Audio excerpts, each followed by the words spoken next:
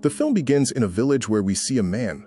He enters a small hut that contains items used for rituals, and there's also a goat's head there. The man puts his hand into a hole, and when he pulls it out, his hand is covered with worms. Just then, a woman appears from behind him, her eyes completely white. The man asks her how long he's supposed to keep watching over this place, and says, "The village is no longer fit to live in. No one comes here anymore." The woman replies that he needs to have patience, because this village chooses its own people. They will come when the village chooses them. After saying this, the woman leaves. The scene then cuts to a hospital where we see Maya, who has been in an accident and is in very serious condition. We also see her mother, Ruth, soon after arrives, who is Mia's brother and also a medical student. Airline tells his mother that Mia's condition is critical. Her spine and one of her legs are fractured, and if she doesn't receive proper treatment, she could end up paralyzed. We also learn that Ma's treatment is being paid for through Airline's scholarship, but the scholarship doesn't have enough money to cover her surgery. Airline tells his mother that they need to move Maya to a bigger hospital as soon as possible, or things could get worse. Meanwhile, Air's sister Vidi arrives and tells him that a nurse is calling him after Wee steps out. Vidi asks Ruth to get some rest and assures her that she'll stay with Mia while she does. Hearing this, their mother leaves. Vidi then goes to Mia's bedside and starts checking her drawer where she finds a box. Suddenly she hears footsteps and quickly puts the box back, preparing to leave. But then Mia grabs her hand. Vidi notices a demon with Maya, and we see that Mia's hand has also turned demonic. Mia looks at Vidi and smiles in a creepy way, which makes Vidi scream. Just then, Airline arrives, and everything suddenly looks normal again. Vidi tells Airline that Mia grabbed her hand, but given Mia's condition, she shouldn't have been able to do that at all. After this, the scene changes, and they bring Mia back home. They decide to take care of her there until they can arrange the money for her surgery. Now the airline says that he had already spoken to a neurologist. The neurologist told him that getting Maya treated here wouldn't be the right option. Hearing this, their mother says that she herself is an aspiring doctor and should know how to treat her own sister. And after saying that, she storms off, but she should understand that he was still just a student, not a proper doctor yet. Anyway, after hearing all this, Vidi asks why her mother always treats them like this. She feels really hurt, and that's when we find out that Ruth isn't actually their real mother. She's their stepmother. In fact, Ruth was their father's second wife. The airline tells her not to overthink it and assures her that everything will be fine. But the truth is, Maya was Ruth's real daughter. He then asks her what exactly happened at the hospital at that moment. She tells him everything, and after hearing it, the airline says that something like this just isn't possible. After that, the scene shifts to nighttime, where Mia gets up and starts walking. Ruth sees her and calls out to her, but we notice that blood is coming out of Maya, and she smears it on her face, then starts making creepy gestures while staring at her mother. Seeing this, Ruth breaks down and starts crying right there. Hearing Ruth's cries, Vidi wakes up and goes to check on Maya, who is lying on her bed. But there's a demon sitting on top of Maya. Seeing this, Vidi gets terrified. Then the demon appears right in front of Vidi, causing her to scream at the top of her lungs. Hearing her screams, the airline rushes in immediately. He sees his mother lying on the floor, helps her up, and then goes into Maya's room where Vidi is sitting. He asks Vidi what happened, and if everything is okay. Vidi says yes, everything is fine, but she clearly sees a demon. So how did all this suddenly stop? Anyway, after that she goes back to her room. The next day, Ruth is on a phone call with her father, Jabo. He seems unwell and keeps coughing repeatedly. Ruth tells him that Maya isn't just sick. She was behaving very strangely the previous night. Her father says that Maya can be treated very well in a village. He also tells her that he'll come to pick them up the next day. Music after that, Ruth ends the call. Suddenly she starts feeling unwell, and Vidi quickly brings her inhaler because Ruth suffers from asthma. In the next scene, a doctor comes to examine Maya. The doctor says that Maya is improving, and that she may not even need a wheelchair anymore. Hearing this, Arlen is very happy, because this is nothing short of a miracle. Anyway, the doctor writes a few prescriptions and leaves.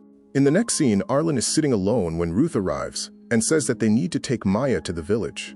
Arlen asks if they can go later since Maya is already improving. But Ruth says that her grandfather believes Mia won't recover through doctors and hospitals, and that she must be taken to the village for treatment.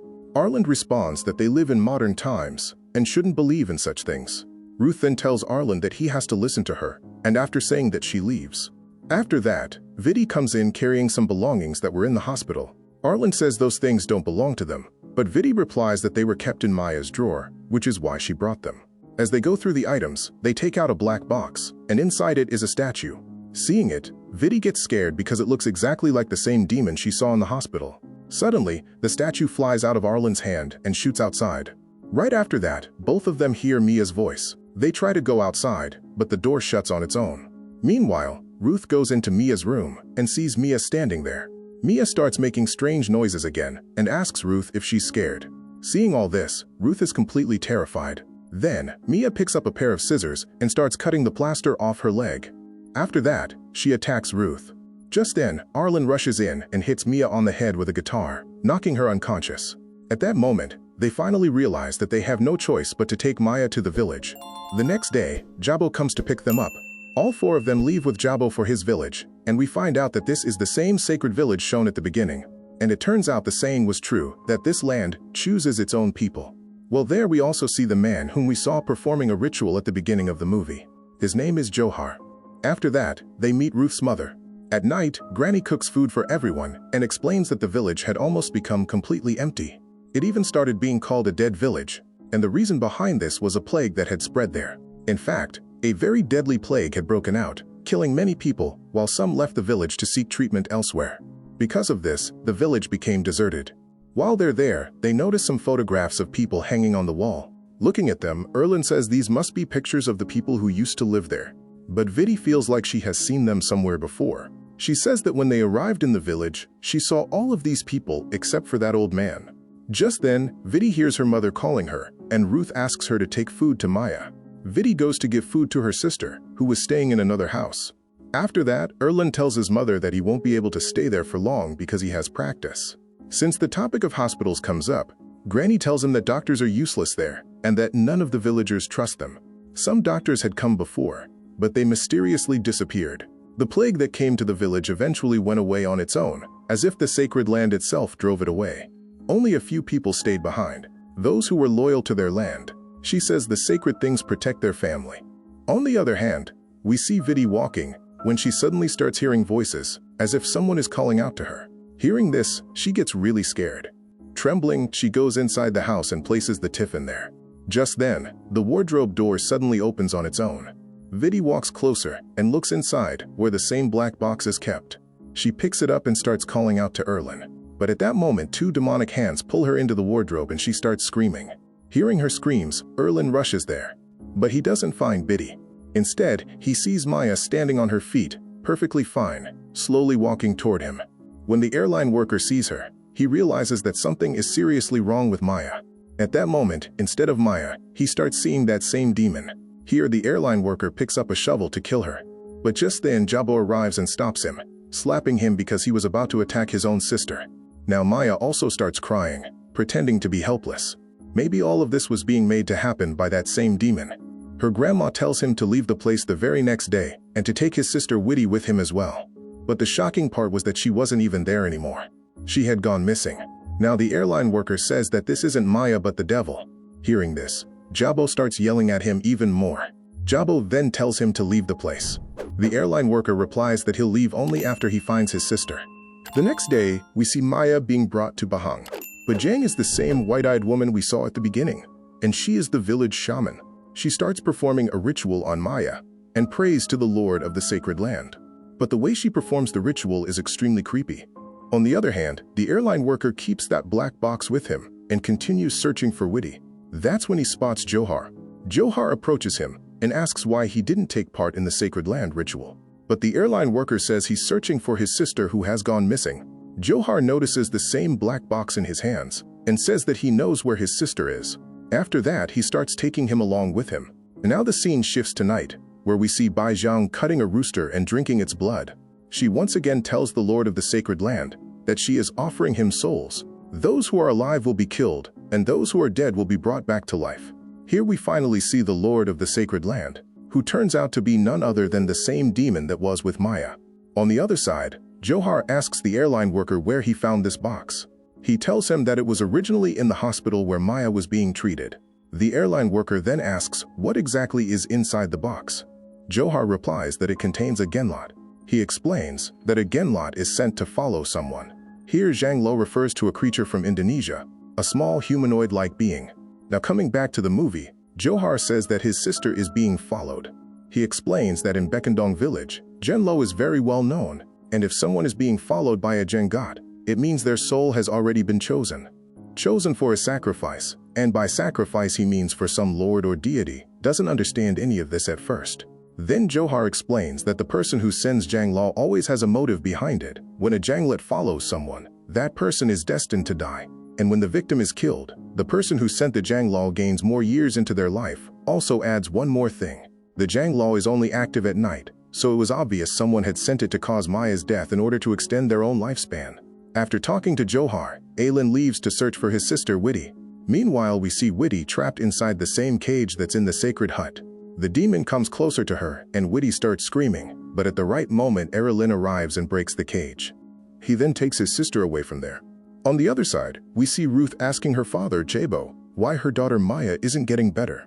But Jabo is drunk and doesn't respond properly, which makes Ruth very angry. Suddenly, something happens to Jabo. He points behind him and passes out. Ruth tries to wake him up, but he doesn't respond. Meanwhile, Maya is now completely possessed. Shockingly, she attacks Ruth's mother and kills her. Elsewhere, Witty and Aeon arrive with Ruth and try to lift their grandpa. They go inside the house, where they find their grandmother's dead body. Horrified, they all try to leave. Aaron lifts Grandpa onto his shoulder, and they make it to the car. Erlin tells them to stay there and leaves to go get Maya. After he leaves, Ruth's condition worsens, because we know she has asthma, and her inhaler isn't there. Witty goes back to get Ruth's inhaler. That's when she notices that Grandma's body is gone. Then she sees that Grandma has come back to life. Terrified, Witty hides under the Clear's throat bed as her grandmother attacks the bed from above. At the same time, Ruth starts searching for her daughter Maya herself. She finds Maya in a possessed state. Suddenly, Maya comes from behind and attacks her. On the other side, Vidya is also attacked, and just then, Bajang appears and thanks Jabo.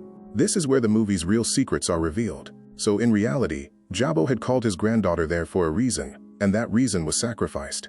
He had made a deal with Bajang. If he brought her, a sacrifice would cure his disease. That's why he did all this. He wanted to live longer. He was suffering from a deadly illness, and it turns out he was the one who had the box placed in the hospital. In other words, he was also the one who sent Janglot after Maya. But here, Bajang completely turns against him and says that Jabo is nothing more than a dead body.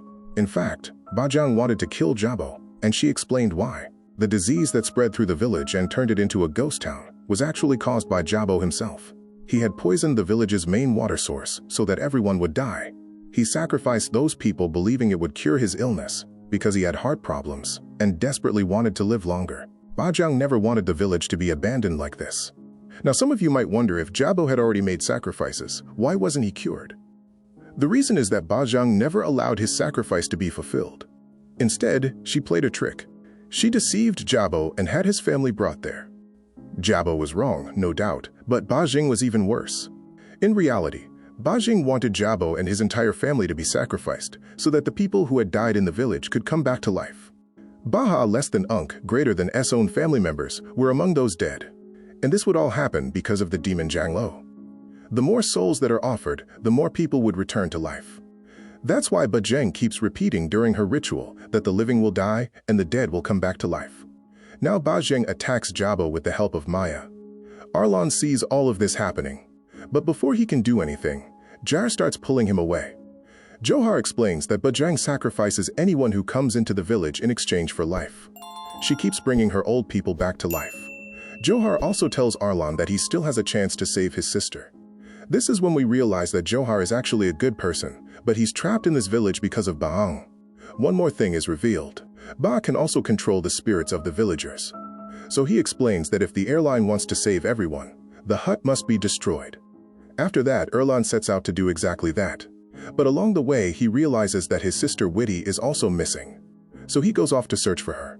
That's when he finds Jabo lying there, badly injured. Jabo begs him for help, but by now Erlin knows the truth that Jabo is responsible for everything that happened. Erlin asks him where his sister Witty is, but Jabo doesn't know. Erlin leaves him behind and starts walking away. At that moment, Mia comes over to Jabo and grabs him. Erlin tries to stop her, but Maya refuses to listen. On the other side, Erlin suddenly hears Witty's voice. Her granny is dragging her away somewhere, which clearly means something terrible is about to happen to both Maya and Witty. Aaron quickly follows the sound of her voice. There he sees Bajang, who pushes both of his sisters into a grave. When Erlin reaches the spot and looks inside, the grave is empty. Suddenly, the dead villagers begin to come back to life. They groan as well, shove him into the grave, and start burying him alive. The scene then cuts to Johar, who arrives just in time to save Erlan. He pulls him out of the grave and sends him off to rescue his sisters. It was then revealed that Maya was actually the heart of the sacred sacrifice. Jangla had chosen her himself as a human sacrifice. That's why Maya was buried on the sacred mountain. Erlan rushes there and begins digging frantically. Meanwhile, Johar is chanting prayers in front of the living dead to stop them from advancing. Just then, Bang appears to stop. She tries to block him and summons Genlot, which attacks Erlan. But suddenly, Jabo attacks Biang from behind. He tells Erlan to save his sisters. Furious, Bahajang strangles Jabo and kills him. So Jabo doesn't get his life back, but he does finally get death. In the meantime, Erlan manages to pull both of his sisters out, but Zhang tries to attack again, but Johar pushes her into the sacred hut where Jandalat is already present. Johar then sets the hut on fire. Both the sacred hut and Johar burn down together. This means the very place where Jandalat was summoned is completely destroyed. But Zhang, the main shaman who controlled everything, is also finally eliminated. The scene then shifts to Johar praying inside the village, which is now starting to be repopulated. Erlan and his sisters approach Johar and thank him. After that, the three siblings leave the village together, and with that, the movie comes to an end. Subscribe to this channel for more stories like this.